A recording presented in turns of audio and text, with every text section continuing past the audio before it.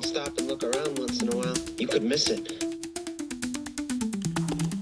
Never tell me the odds. The greatest idea in human history, the theory of evolution by natural selection. You must unlearn what you have learned. As a date with destiny.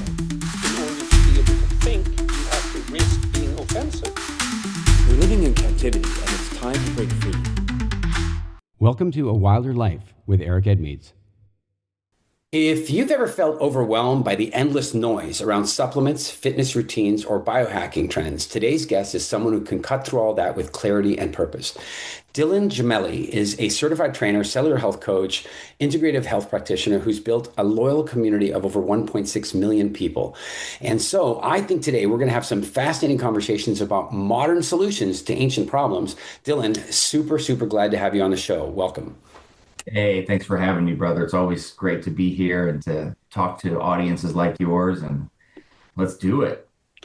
So I'm going to start. I don't really run with formulas. I tend to be quite conversational about these things, but there is one thing that I pretty much like to ask everybody when they're coming on the show. And what was the moment that woke you up to a different reality that made you want to do what you're doing in the world? What is the moment that made you say, hey, health span, helping people do better, this is where I want to be? What did that for you?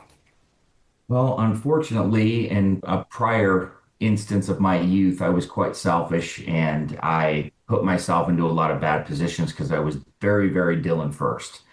And I was acting and I was modeling and I was doing what one would think, oh, you have everything. In reality, I had nothing. It was a very empty life, a very dangerous one too, in terms of how you're living with the partying and the fast lifestyle and the worshiping of money and other people's thoughts and how they think about you and perceive you. I eventually went to prison at 28 years old, and I had a master's degree. I was a college basketball player, known in my community, all over, you name it. But behind that, it was like living two lives. It was a facade, basically.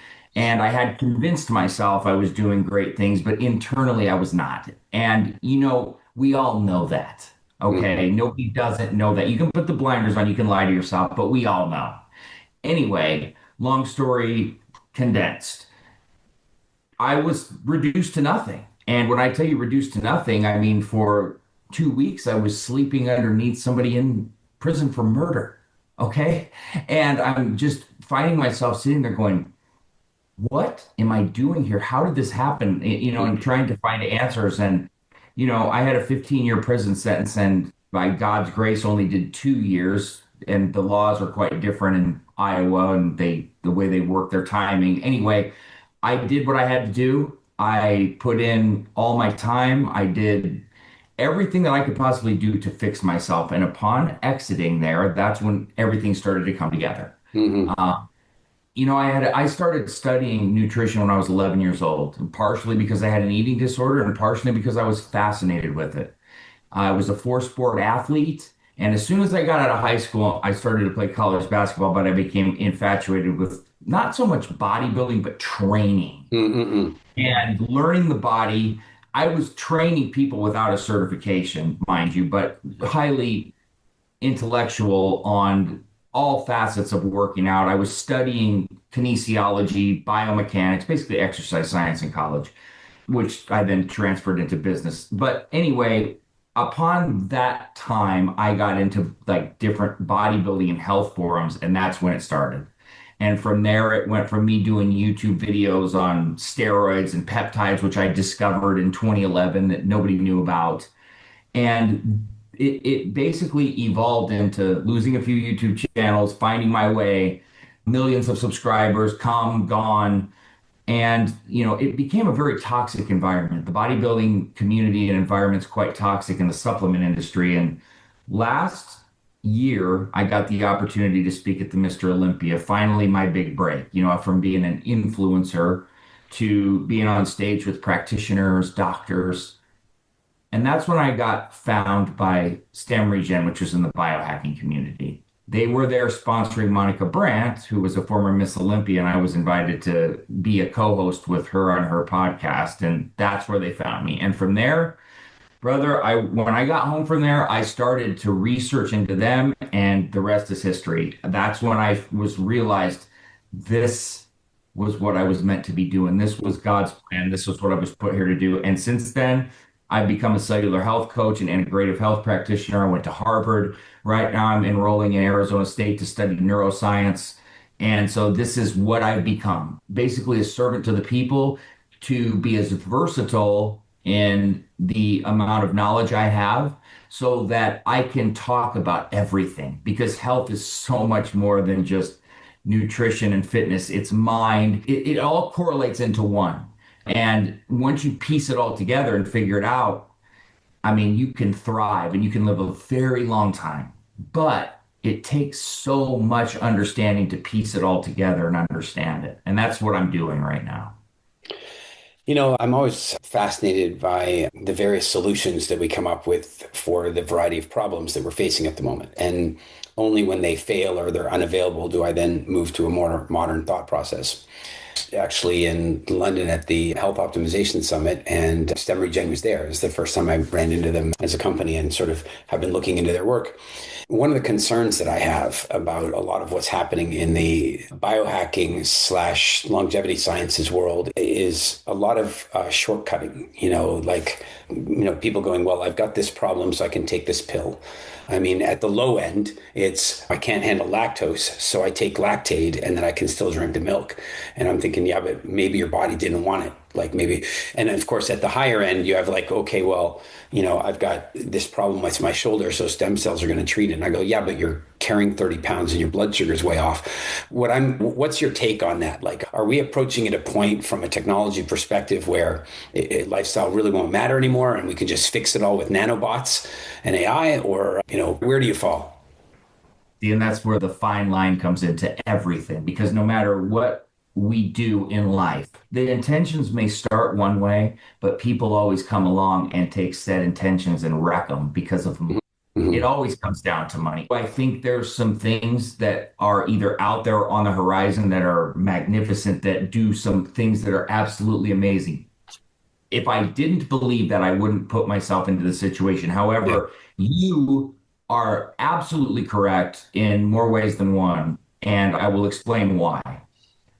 Oftentimes, marketing is used in a way that I would deem almost evil, because it conveys a dream or a message that is not a reality. And they will do this, well, I didn't say that, but you gave the perception and you did things to make people believe certain things that are not realities. I look at things as, when you say the word supplement, you need to understand what that means. It's a supplement to what you actually need to be doing. It's in addition to. Exactly. That's it. It's just like let's just make it very simple and not complex. Protein powder. People start depending on it and they want to replace 3, 4, or 5 meals. That's not what it's for.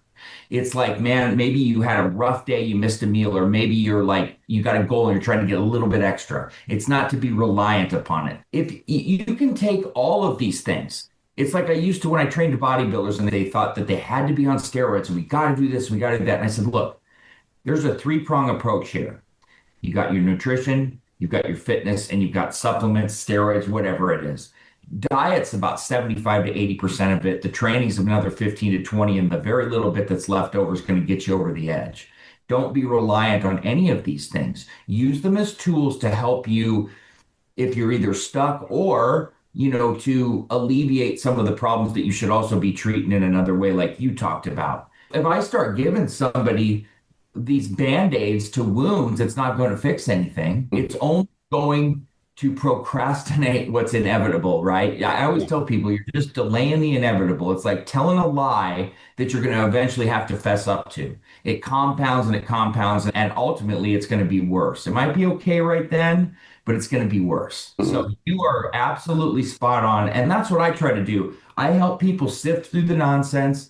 Listen, you know this, I'm sure. When you start to get to high levels, like my podcast, it hit #1 in health and fitness. And you know what? When that happened, I'm getting 30, 40 emails literally a day of people wanting to send me affiliate codes, wanting to do this, want to do that. And I have turned down so much money and so much nonsense because I won't do it. I Mm. simply will not do it. If you see me representing a brand, I'm working very, very, very closely with them. It's not this one-off. I have signed a long-term deal with them. It's because I believe in them and I have devoted myself to, what the cause is. That's why I'm going back to school to study neuroscience because I signed a long-term deal with Dr. Dave Rabin. And I said, if I'm going to do this, it's going to be me because I believe in it. So I'm going to go, actually, I'm not just going to learn under these people. I'm going back to school, and credentialing myself. And that's just not what goes on out there. You got people that are WebMD majors and then they sell a product or they see somebody else selling it and they don't even know what they're doing. So you couldn't be more spot on. One of my keys to being involved in this is helping people to get away from dealing with stuff like that. Yeah. I was reading the day before yesterday a story about AI diagnostics, which I'm a big fan of. And they said that they'd taken some 2-year-old scans of somebody who now had prostate cancer and fed the scans to an AI to see if the AI would pick up that the prostate cancer was coming. And of course, the AI saw it. And so what that means is that in the future, we can get 2 years early warning, right? Like 2 years, which is a big deal for outcomes. But I'm left with a thought because what I'm seeing already a lot is people are going, well, I don't really need to worry about this anymore. The technology is going to come because the technology is on the way. And it struck me that generally speaking, if there's a systemic problem, if there's a major disease in the body, it's not the only one. And so what you're saying is, all right, we're going to use some, AI nanobots to fix this insulin problem you're having over there, but that doesn't mean that your lifestyle hasn't contributed to this over here. In other words, it's basically doing the work at the wrong end, doing the work where all the results are. And I think that what I'm concerned about is some people are seeing these incredible medical advancements as saying, well, now I really don't have to give up my vaping or what have you. So at the ultimate sort of arrival here, I think that an AI would in the end sort of say, well, hold on a minute now. You want more than 2 years early notice? Well, let's go back 30 years ago when you started having a regular pumpkin spice. That's when it started. It was, that's when it happened. So I'm very careful about, like, in the over 10 years that we've been running WildFit and we've had hundreds of thousands of clients, many of my friends, guests that you've had on your podcast, JJ and Dave, who do really great stuff around supplement stuff, they all like, Eric, you should have supplements. I'm like, geez, I will as soon as I have one that I really, really believe in, but I just can't do it at the moment. And it's crazy because, of course, you have this like profitability thing. I've got people, I've got expenses, but I'm with you. I think that in order for me to recommend something to my clients, I need to absolutely know. And so I'm curious what your vetting process for that is. I mean, in the case of Stem Regen, it's a great case study. I met them for the first time about 3 weeks ago. I have to say that Tim Biohacker, as he's on Instagram, is a good friend and I trust his judgment. So if he tells me, hey, a company's a good company, I already am predisposed. But what is your vetting process? Given that research is bought and paid for these days, given that when you're going to make that recommendation, how do you make sure that you're eliminating the noise, making it clear, recommending the right thing?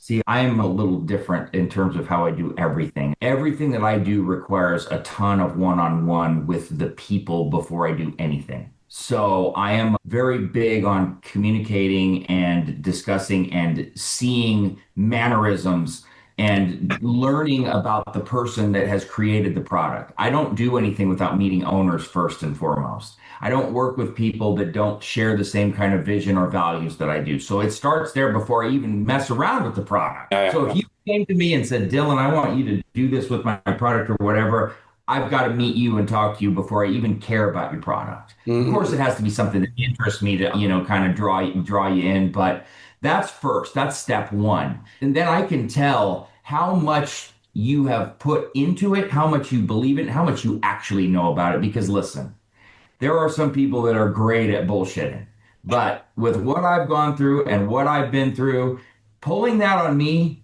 is going to be a very, very large task. Doesn't mean it can't happen. Does not mean that. Doesn't mean it hasn't before. Doesn't mean it won't again.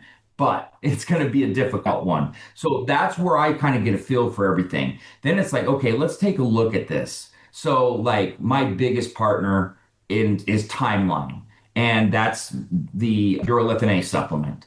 And I mean, I literally went and studied mitochondria. I studied cellular health. I sought them out because I saw the science of what they were doing. And that's when I really put my head into all of this and wrapped it around. I met them. I tried it for several months and then did blood work to see. I have to go through stringent work to see. And I also have to be willing to put stuff into my body, which if if I even question it, then how the hell can I do it with for somebody else? So if I'm sitting there going, man, I don't know if I want to take this. Well, if that's the case, how can I sleep at night recommending that to somebody else? Totally. You know what I mean?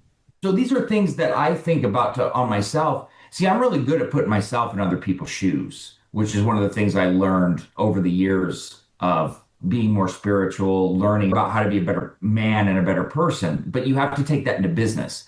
And I don't want to get spiritual too much on people if they don't like that. But one of the things that clicked for me, I was in confession with my priest and I was telling him, I badmouthed some companies. And he said, you can't do that. That God will take care of you. You don't do those types of things. And then I started to think, all those times I did that, what does that cost me? People attack me. People send people to do negative things to me. I don't feel good about it. So these are all things that tie into business practice. And when I see people that are doing those kinds of things, I'm not going to work with them because if they're doing that, then what does it say about their product and what they're making and how they are? You can't trust it.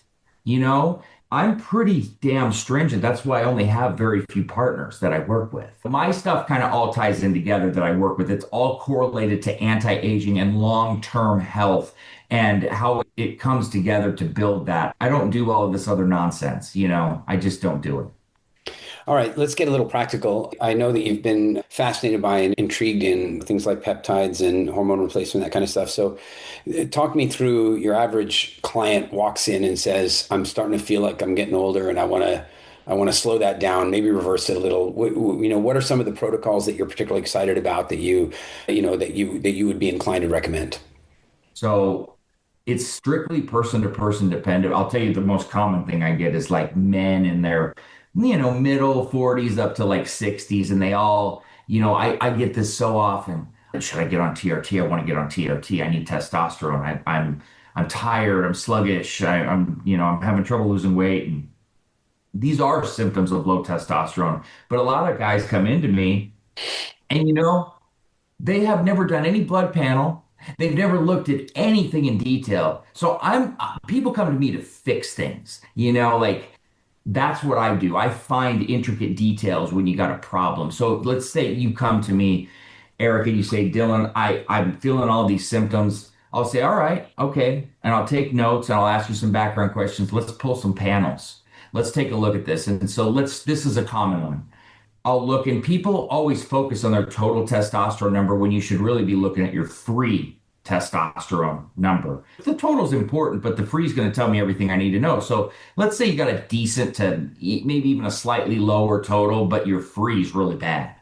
And then I'm going, okay, so what would cause your free testosterone to be low, but still have a mid substandard normal total? SHBG. So SHBG is elevated. We get that lowered. Boom. You don't need TRT. Because SHBG is sex hormone binding globulin. What that does is as it gets high, it bounds up your free testosterone. I don't like to put people on TRT unless they have a severe hypogonadal condition where they absolutely need it, because that is a for life thing. You're not just going to take it for a month or two and go, oh, okay, I'm done, and be okay. That's not how it works. It's interesting you say that. I'm such a purist. I barely take supplements. I mean, my favorite supplement is a ribeye. I don't mess around very often. I have had stem cell treatment. I did a full body, like literally full body, every joint stem cell rejuvenation thing about 4 or 5 years ago. So I'm not against, a little bit here and there, but I went through, I don't know, when I was in my mid 40s, I decided to really hit the gym for the first time. I was diligent, sometimes twice a day, and I put good muscle mass on. The trainer that I was working with, he was a former world champion bodybuilder. So he kind of knew what he was doing, like from a workout perspective. But then at one point he's like, oh, well, we got to do a little TRT with you. And I'm like, okay, I don't, and I don't know why, but I've been like, normally I'm just so guarded and I'm like, I just don't do stuff. But he'd had credibility with me because I'd gotten real results. And he's like, yeah, you got to do this. So super low dose, but I do a couple of, I don't know, maybe 2 or 3 months. And he's like, yeah, you wait. When you do this, your workout's going to be powerful. You'll get better growth and you'll feel like you're 20 years old again. And I'm like, okay, whatever. I went for it. And of course, I did exactly what you're describing, and which I would never do again. I didn't do a panel. I didn't know what the hell I was doing. So I do this and I don't feel like I'm 20 again, because it turns out I already felt like I was 20. I didn't feel any change. The only change I felt was the occasional pinprick. There was literally no other change for me, and maybe some vein definition after a workout. Maybe I don't know. And then I stopped. I was like, I don't like this. It's not doing anything for me. But then I went into like a dip, not for long, for like about 6 weeks. And I can only imagine it had to do with binding globulin being overproduced to deal with this excessive amount of testosterone that I didn't even need. And now my body's so good at producing that it's binding up my existing. About 6 to 8 weeks in, I came right back. I'm 55. Funny enough, I had a blood panel done, I don't know, about 4 months ago. And the technician comes back and says, well, your testosterone numbers are what we call heroic. So it was like, and that's 10 years later at 55 years old. They must have been fine when I was 45. I'm glad I did it because I got the lesson. Do not mess around, get a panel. Don't treat a symptom unless you fully understand what's going on. Because like you said, there's multiple factors that do that. So I'm really glad to hear that you say that. Everybody's listening. I want you to hear me. There are tons of people out there selling longevity sciences, biohacking, supplements, and what have you. And they'll simply look at your lifestyle and go, oh, I imagine you're having this problem, so you should take this supplement. Even something as simple as magnesium. And it's like where I tend to agree, most people probably do need a little magnesium. Also a good idea to go get the tests and find out what you really need.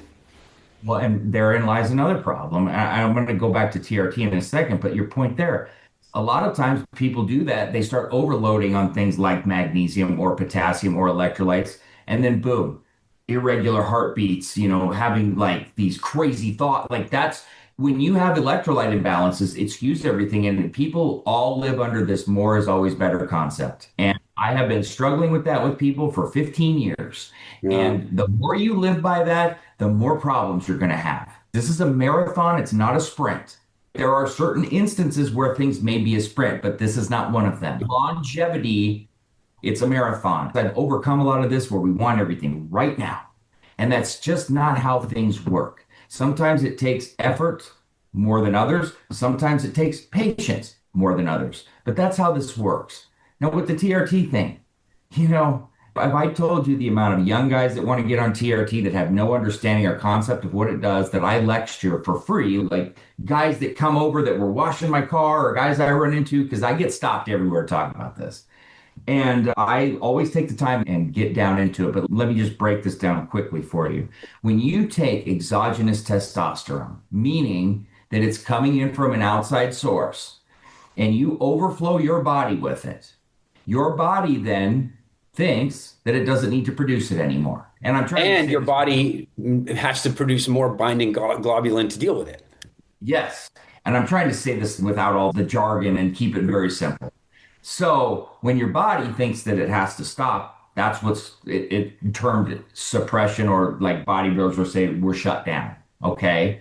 Well, your body then shuts down. It forgets how to produce it. So if you take TRT for a year or whatever, your body's going to stop producing. It's probably never going to restart again. You can take things like Clomid and Novadex, and people will take HCG to try to jumpstart production. I'm not saying it's impossible, but the longer you go, the chances of you recovering are far and far and far less. Not to mention that you're inhibiting your chances of having a child. It's not impossible. I have some protocols that have done magic because it only takes one. And the hair damage. Yeah, I mean, it's endless. There are so many things, and people sell you this dream and this nonsense that oh, you're going to get jacked and you're going to get this. If he's looking good in his 60s because he actually has the amount of testosterone he's supposed to have in his body, and then in turn actually takes care of himself and his body's working the way it's supposed to. Yeah. As opposed to most men that are in their 60s or 70s, never get a panel, just accept it, look like shit and feel like shit because they never address the problem.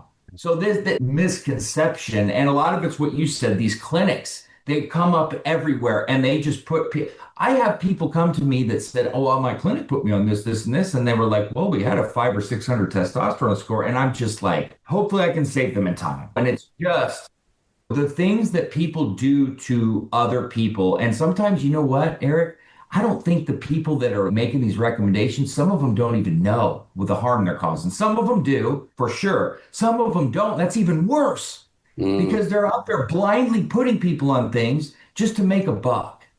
It's like taking steroid advice from the dealer. Of course, they're going to tell you to run everything under the sun so they can sell you everything. Same thing when you go to these clinics. They're going to put you on anything and everything. You want to run this peptide? Sure. You see, now you're touching on where I'm really concerned about the entire thing. I mean, the pharmaceutical industry did not start off evil.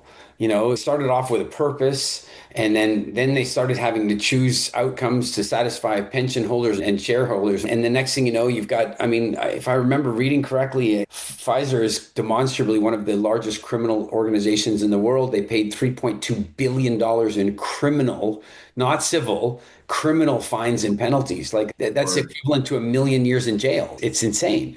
But what I'm concerned about is that it's not so much that pharma did that to us. It's in a sense that we did that to pharma.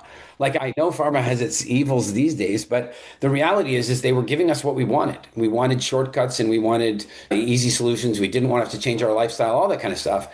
And now I feel like the longevity biohacking world is going into that same space. You know, people are just wanting to snap up this. I can take this peptide and immediately solve the problem. How do you encourage a client? I mean, I'm asking you from two sides. There's this sort of like, hey, doing the right thing for the client motivation. And then there's it's less profitable. I mean, you're running a business. At the end of the day, if a client's coming and going, I want to spend $5,000 on these peptides because I want to get this result. And you know that they, even to maximize the result, they got to change a bunch of lifestyle stuff to maximize that. How do you have that conversation with them in a way to motivate them to, you know, given that they've probably tried in the past, how do you motivate them to make the changes they need to make? So this is why people either absolutely love me or just despise me. I'm going to tell you the very simple phrase is because I tell you what you need to hear, not what you want to hear. And that is the only way that I operate. So if you come to me, you better come to me knowing, and most people do, there's some that don't, you're going to get exactly the harshest reality that there is. You're not, see, because I operate on this. If I'm not telling you these things that you need to hear, I do not care about you in one way, shape, or form. I have the thickest skin in the world. You will never hurt my feelings by telling me something I'm inadequate in or I'm doing wrong. I want that so that I can do things right. So you come to me, you say, Dylan, I want to run this cycle of 10 peptides. I'm going to spend this amount of money with you. I'm going to say, look, you got 5 G's burning a hole in your pocket. Cool. Let's space it out and let's make this plan to where, okay, we can run a couple here. We'll test some things out. We'll see if this responds well to you, and save that money and invest it into your future, or save it for this diet plan I'm going to put you on so you can afford these good foods, so you can put the right things in your body.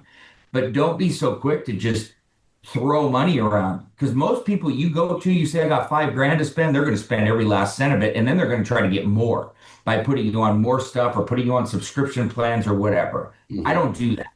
I tell you less is more, unless, you know, there's always outliers. So I shouldn't say always, but you know where I'm going with this is I do the same thing with everybody. We do a thorough breakdown of what you personally need. So if you come to me and say, I need healing and I want to run 10 different peptides that heal, I'm going to go, look, you only need to try X amount right here.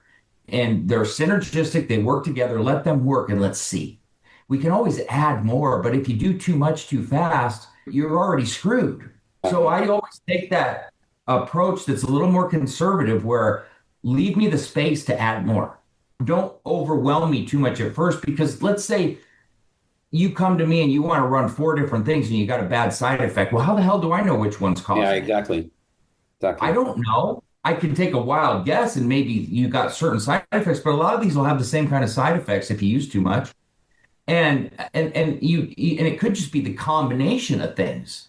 So that's why I know, because of my studies, things that are super synergistic that are meant to run together. But then, you know, we start mixing and matching, doing things, adding all these things just because they do certain things. People need to remember a lot of these have different mechanisms of action. And so they work differently. Some do real well together and some don't. right? It's actually been one of my concerns about I mean, even supplementation for that matter. I mean, this is a silly example, but okay, flu season's coming. Everybody wants to take their vitamin C, which it cracks me up that half of them are taking them in a cube of sugar, but fine, take the vitamin C. And the way that my silly metaphor for this is that vitamin C, whether you take it in through, say, a citrus fruit or a mango or something, or whether you take it in beef liver, I mean, whatever, right? They both have vitamin C.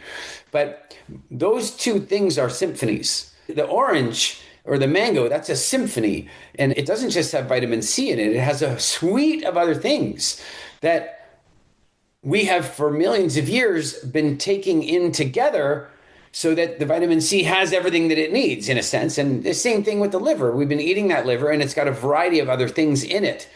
And so now all of a sudden we're going, well, yeah, but if you get low on vitamin C, you get scurvy. So we'll just take this pill. And I feel like that kind of speaks to what you're talking about, that there's an interrelatedness with everything. And when we just sort of, experiment with exogenous solutions or we experiment with multiple solutions at the same time, we're kind of taking some unnecessary risk. There are so many people that take risks that they don't even understand or realize because they'll go, well, this doesn't have a side effect. Well, this doesn't have a side effect. Or they'll read things, but they won't really understand. Just want the results. Yeah, but they don't even think about the overload on the system.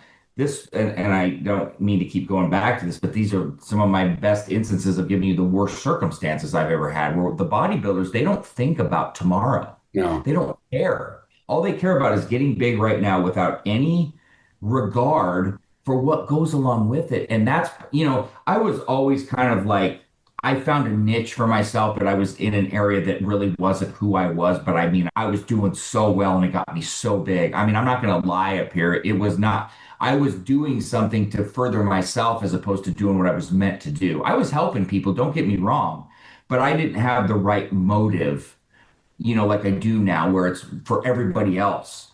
And that's why I'm here with you. I mean, I've got stuff stacked today, but this was important to me to be here with you to get these messages out. You got a big audience. You have the right motive. So I wanted to be a part of it, dude. Like, I do that. I don't care if I get 2 minutes of rest a day if I get the opportunity to do this. But the motive, it's the motive that is so gone and lost that bothers me the most, man. And, I don't ever want to sound like a lecturer or any of that because that is not me at all. You know what I've gone through. I keep it as real as anyone will keep it. And that's why people listen to me.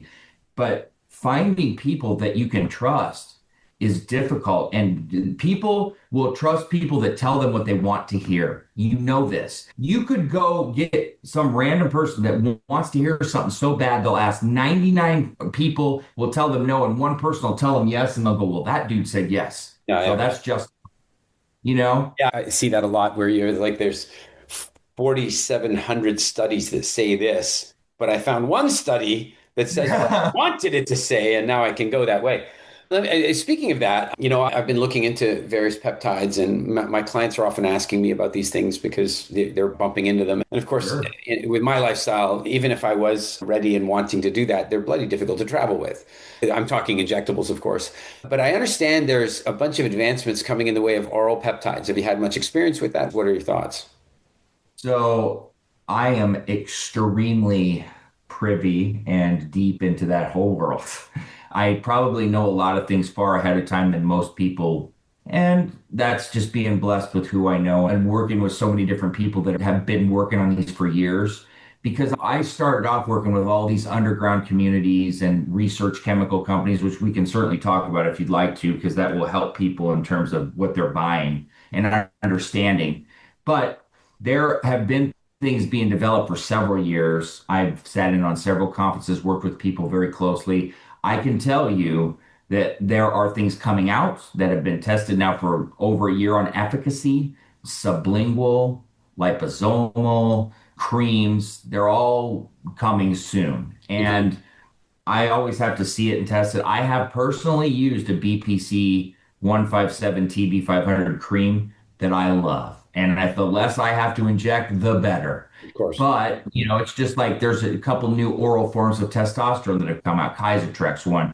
But I'm on the fence still with stuff like that. I need a little bit more data. I'm a very big data guy, but they're on the horizon. They are. We'll talk about stem regen as an example. If I understand the pitch it's been a few weeks, but if I understand the idea is that it's an oral supplement that stimulates internal production of stem cells so you don't have to go and inject. I've only spoken to one person who's done blood panels and tested, and frankly, found no real measurable difference. And that was one person. So I'm not, that's less. I heard this the other day. What is the plural of anecdotes, evidence? But one is not even plural. So, so I'm curious with stem regen, how effective is that comparative to, say, going and getting stem cells injected? How effective is stem regen comparatively? So, and to preface this, I don't work with stem regen at all. They're friends of mine, and I know the owner, the founder, Christian DePro, and he is highly intellectual. He's extremely passionate, and he is a real, true believer in what he does. So I will say that. Now, I've used the product for 6 or 7 months now. And I don't know how to really tell you in terms of blood work, so to speak, because I'm also on some other things. I will tell you things that I have noticed, especially with my wife. My wife is 48, and so she's approaching that menopause area and menstrual cycle irregularities. She was having them for a year, like really weird, every couple months, the past year. She started taking it, and on everything, it regulated and it got regular. And she stopped after about 3 months, and boom, it went right back to irregular. And then she started it again, and it started to regulate again. That's one thing I can tell you that I personally saw.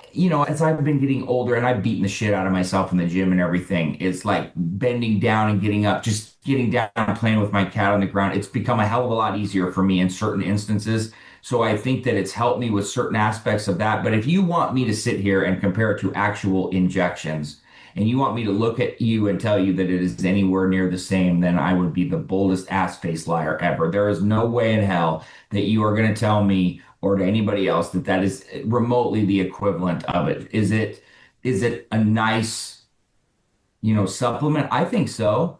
The cost justifiable? I don't. It's very expensive. Do I think the motive is right there? Absolutely. Absolutely. Do I think they're good people? Absolutely. I think their price point is too high, but I do think there's benefit there, and I think it could be helpful, especially for people as they age and that are. But I don't know how to test like stem cell production, and if I'm basing it off of injuries I have, well, my shoulders still messed up until I take a peptide to really help it. And then when I start doing that, that's when I see the actual improvements in my back and, nagging injuries. Is there some merit to it? Yeah, I think so. But do I think it's anywhere near in the same realm as real treatment? No.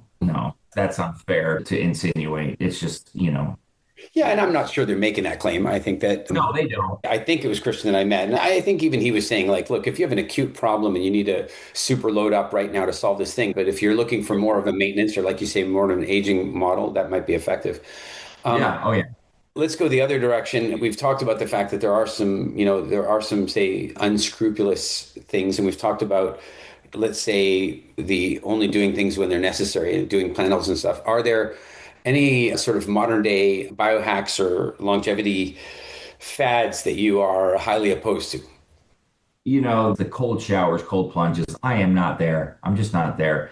I see these statistics they'll put out. One side will tell you it does all of this, and another side will tell you it's so bad and does this. Dude, I'm sorry, but there are so many better ways to stimulate X, Y, and Z and to feel better and to recover better and to get this and this. I am not there. I think it is completely unnecessary.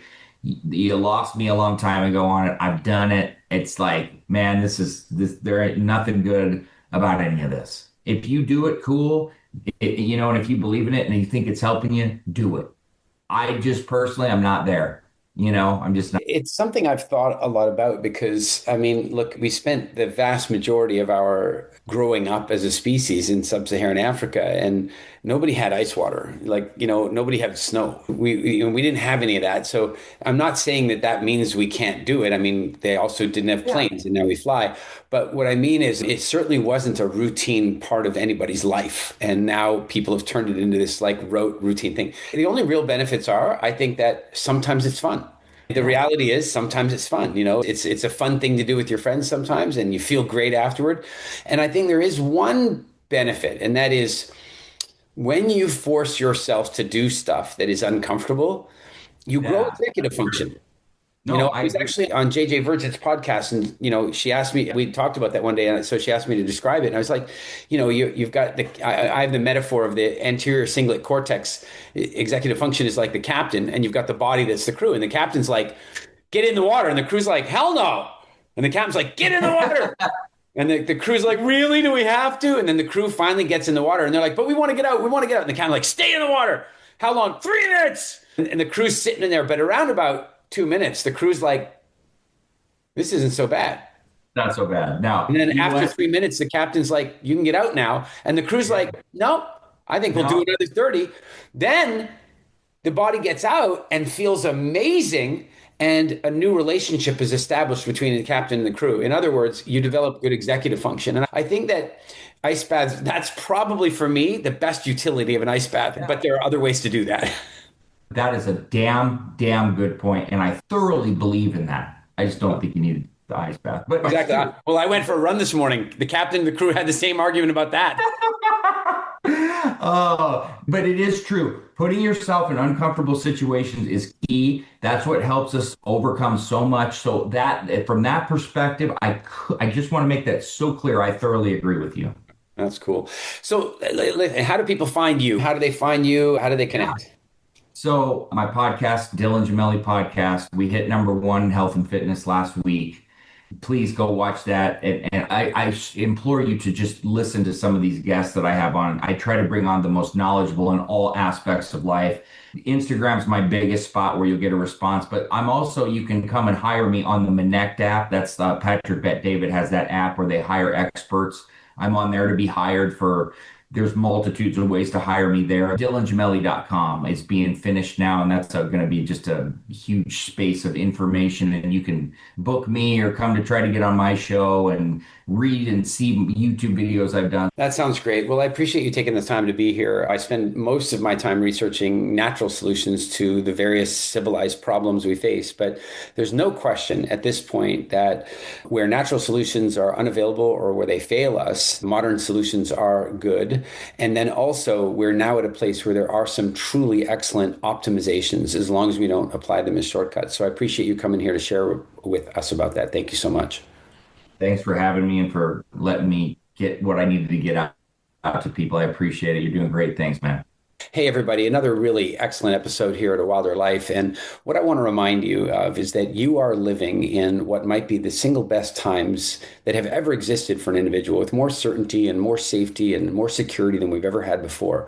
But the world wants to convince you to be scared and to be supplementing and to be watching the news and freaking yourself out all the time. And a big part of the purpose of this podcast is to help you dial that back, to find the natural solutions that you need, whether we're talking about barefoot running shoes or to find the current health optimizations like peptides and hormone replacement therapies and the various things that are available. But remember, shop wisely, test properly, and really be selective about the people that you get your advice from. And so with that said, I will see you in the next episode of A Wilder Life. In the meantime, stay wild. I hope you've enjoyed this episode of A Wilder Life. Please leave a review and share it.